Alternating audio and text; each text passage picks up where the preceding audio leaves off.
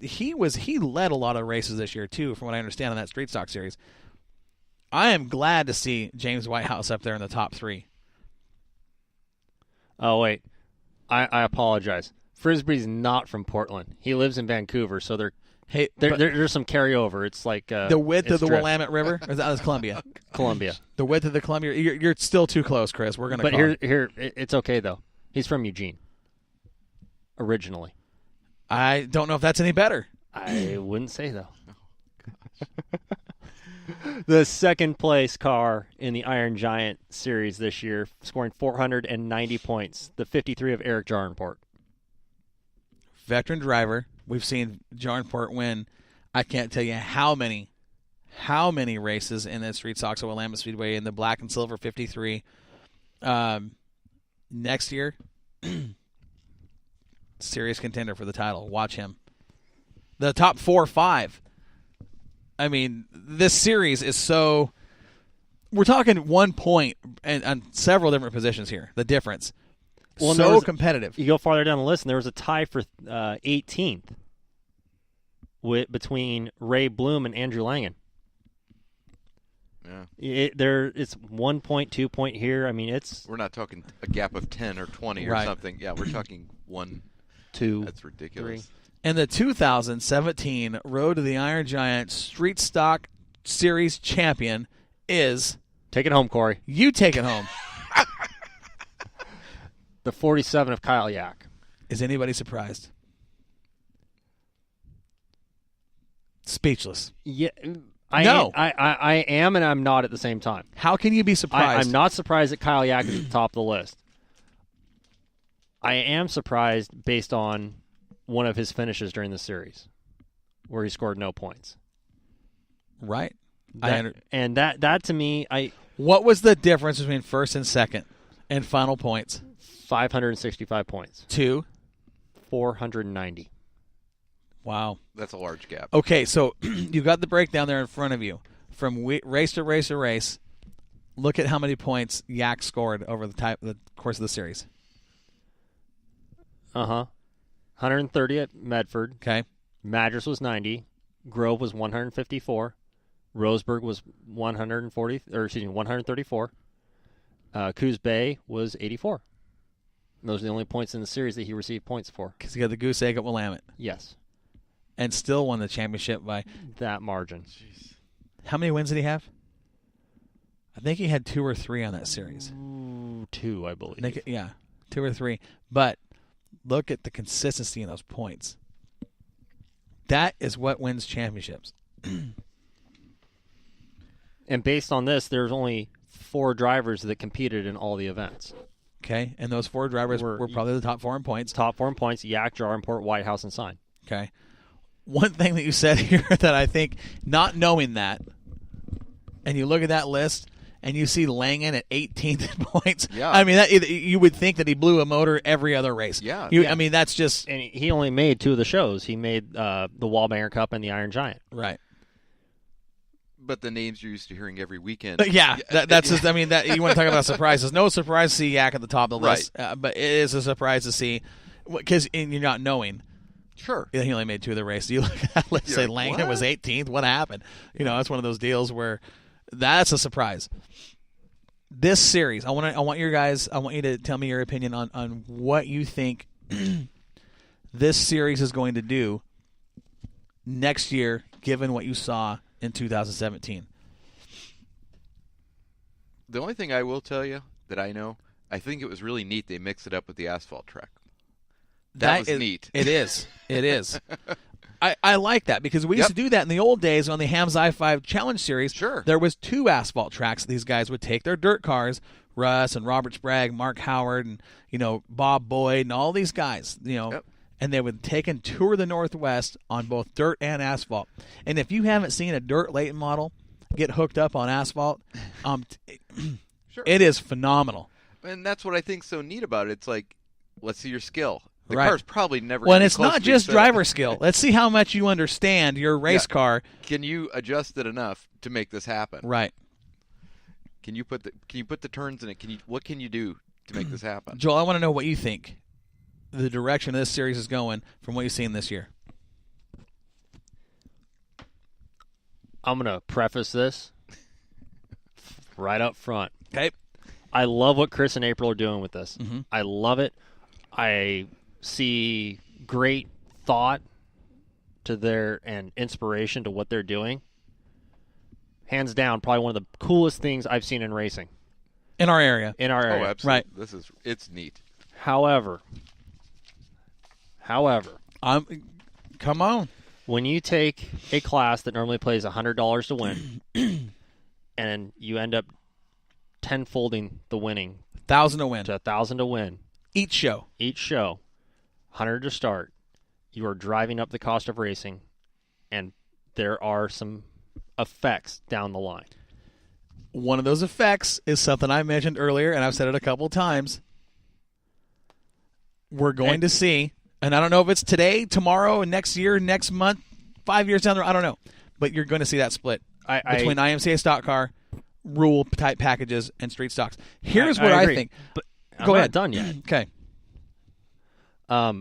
I think the brainchild is great. I love the idea. I love getting these the entry-level class the exposure that it needs. It's going to bring fans to the track. It's going to bring more drivers to the sport. However, the other effect it's going to have is what I taught, what I said about driving the cost of racing up, because now you're putting a class out there that's going to run 6, 7, 8, 9, 10 shows a year at that increased pay rate at, let's just go out there and say, late model pay. Okay. It's going to drive the cost of racing up. If you did this with, let's say, the late models, 1,000 to start, 10,000 to win, 7 to 8, 10, 9 races a year, what are you going to see? More people going out there, buying late models, buying the newer technology, adding to their cars. You're going to see the guys getting every ounce of horsepower, every performance advantage. And when you get up to that level of the sport, the spending that you're going to do to increase those race cars is going to be tenfold of the street stock. But I think, and you're right. That is a valid statement. But I do think it is easier to control that at the level of the street stock than it is with the late model, given the rules package you can put towards street stock cars. Okay, there are a couple things they can do in that series to lower the cost. I agree. One of them is you make the series a series. You don't worry about other tracks' rules. You run your series, you run your rules, you run your tires, whatever. You are the show when you come to the track. Okay? That's one way to control the costs and keep everybody on the same page. Okay? I love the series. Like you said, I love the thought. I love the hard work, the dedication between everybody that ran the series, everybody helped run the series, everybody helped promote the series, and what Chris and April are doing. It's hands down. Great Not disagreeing deal. with you there. Great deal. Here's what I think, and I've said this before, and I don't, I'm not saying that they're doing it wrong. I'm saying what I can see as an improvement is you got your corporate sponsorship. They've got that. They've got a big sponsor now helping out, which is great. Okay? But you have to have your series be a series. You can't worry about, okay, we're going to go to Roseburg and run these rules. We have to accommodate those guys at that track. No, you don't. Here's the deal. If you're going to that track and those guys want to run with you, they run your rules. You don't worry about accommodating them, because that benefits them. And see, that's where I think working in concert with the track staff to get that on the books, I agree with. It's like when the World of Outlaws come to town. You bring the 410 sprints in, and you have some 360 guys that run with them. You're running under the 410 World Outlaws rule package, and it's the 410, and it's the World of Outlaws 410 show.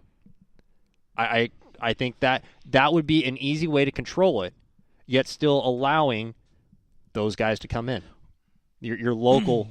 Right, so local guys. Okay, so the biggest thing this year, and that I noticed, was the biggest argument that everybody talked about, that would seem like the hot topic on that series, was the tire rule. When you go to this track, you have to run a G60. When you go to that track, you can run a G60 or a slick. Make yourself a series. Okay? Now, those guys that want to run, say, Willamette on a weekly basis when they're not running that series, run Willamette's rules. Okay, when that series comes to Willamette, or it goes to Sunset, or Cottage Grove, or Roseburg, or Madras, every other track they ran at, when that series shows up to race at that track, those cars that want to run in that class run those rules.